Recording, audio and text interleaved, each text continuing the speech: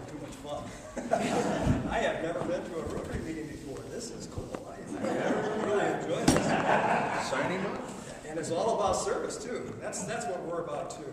How many of you know someone that has autism? Okay. A relative or someone you know of. Okay.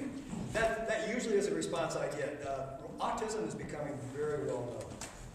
There's a lot of advertising going on, a lot of information going on out there, but a lot of people don't know what we're doing at Grand Ledge High School. It's something that is unique. There's very few of these programs going on to service our ASD, autism spectrum disorder students. Okay? It's called a spectrum because autism is kind of on a scale. On one end, you've got a lower level autistic student that has difficulty speaking, communicating, in fact may not speak at all. On the other end of the scale, a person may still have a lot of autistic characteristics, but is able to communicate quite well, and everything in between. And we have that at the high school. We've got about 17, almost 20 kids at the high school right now.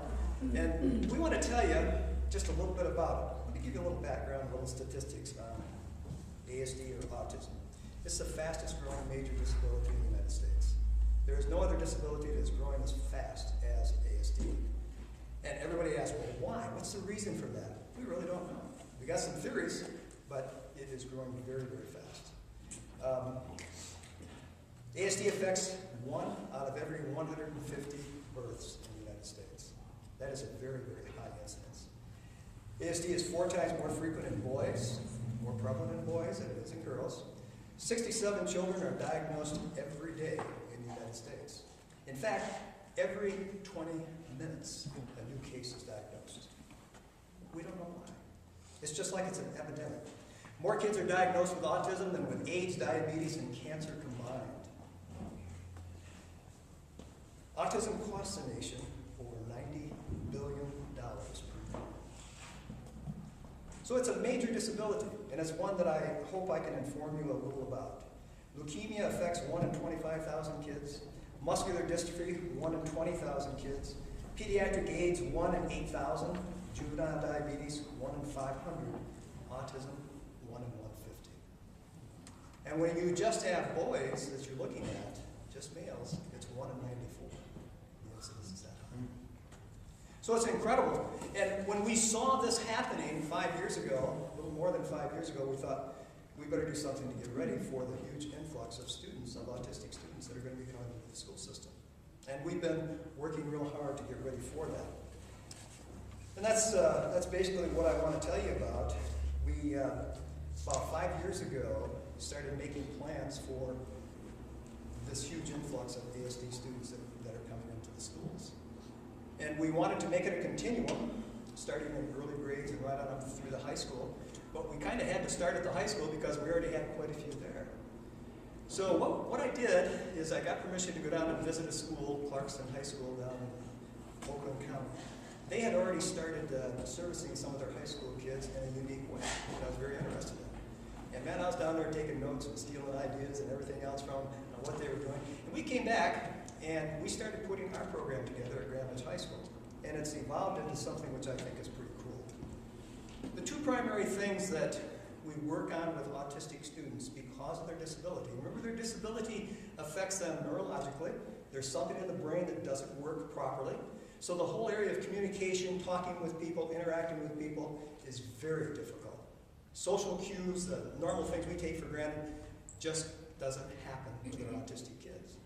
So we work on socialization and we work on independence. Those 2 things, and a lot of research is being done. We find that if we can get them up to par in those 2 areas, socialization, being able to communicate with people, why do people lose jobs? It's not because they can't do the job, it's because they can't get along with people. That's the primary reason. That's what the research shows over and over again. Of course, right now it's layoffs. But learning how to get along with other people is essential, especially for these kids. So we work on socialization and we work on independence. One of the things that we noticed as we looked at other schools is they would match up an adult with an autistic student to be there with them, to help them get their homework done, to get their work done in class. Now, can you imagine having your mom sitting next to you in school all day long? What would that do as far as communication with other students. It would kill them. What other kid would come and talk to you if your mom was sitting next to you all day long? And they'd say, why do you have her sitting next to you all the time? So one of the things we wanted to avoid was having an adult with our autistic students. So how do we do that? Well, Clarkson had started the idea, and we're just taking that idea and carrying it further and further. What we did is we created a curriculum for a class called Links. And I brought 5 links here so they can talk to you about this program. And what I do is I train these links about autism and Asperger's. And I train them not only the information about that, but how to deal with autistic students. And this is a class that they enroll in. It's an elective credit that they earn. They do assignments. They work pretty hard, really. And they sit with that autistic student that I assign them to for 1 hour a day, 1 class period per day. So instead of having an adult sitting next to them, I've got a peer about the same age sitting next to them. And they work with them on their socialization, and they work with them on their independence. And they help them with organization, which is a big problem with most of our kids. They keep them focused on what the teacher is doing. And it all happens just between that peer and that student, a peer-to-peer. How many of you have kids? Do your kids listen to you real well? No, most of them don't. I've got kids and grandkids. When an adult is talking to them, it's kind of rah, rah, rah, rah. They're listening like that. But when a peer, the same age as them, talks to them, they listen. If a peer, if one of my links tells that kid, you know, it's not cool to pick your nose, they listen. If I told them that, they wouldn't even hear me properly. So what we've developed is a whole cadre, about 50 links every trimester now, that sit and meet with our autistic students every hour of the day, rather than an adult. And what we've had now, after 5 years, is we have seen humongous success. We see little miracles happening all over the high school on a daily basis. Now, you may not call them miracles, but I do, because I know these kids. I know how difficult it is for them to communicate. And I see our kids carrying on conversations, two-way reciprocal conversations with other kids daily. I see them walk down the hall and being able to say hi to kids as they go by. I see some of our kids going to dances that they've never gone to anything like that before. One of our kids was homecoming kid 2 years ago. We've got 100% graduation rate for our ASD kids. You know what the national average is? Less than 50%. You know how much money we save? I don't tell many people this, but you're a good group. If we had an adult with every one of our kids, we'd be spending over $300,000 a year. And it wouldn't be the best for them. What the best for them is having our kids with them, peer to peer. And it is so cool the way it works.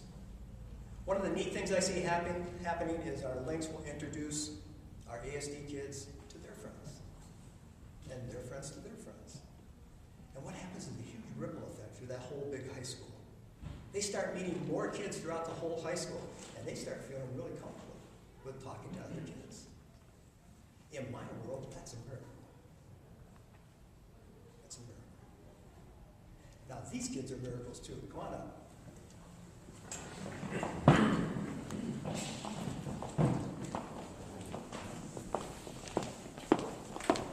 I asked them, rather than me talking, we're kind of short on time the whole time. I asked them to share a little bit about themselves. Now, some of them have already done that, but also to share what they do as a link during the day, and maybe a little bit about their students. They're not going to share names, just to kind of give you a feel for what's happening at Grand Ledge High School. Those of you that live in Grand Ledge School District, you should be very proud of us. We're on the cutting edge. There's only one other school in Michigan that's doing as much as we